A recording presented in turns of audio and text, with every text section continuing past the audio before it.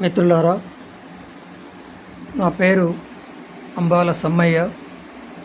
ప్రతిభా cooperative society limited company చైర్మన్గా పనిచేస్తున్నాను. ప్రస్తుతం హైదరాబాద్లో ఉన్నాను. ప్రతి ఒక్కరూ ఆర్థికంగా, సామాజికంగా గౌరవంగా జీవించాలని నేను కోరుకుంటున్నాను. మా ప్రతిభా కోఆపరేటివ్ సొసైటీ ఆశయం కూడా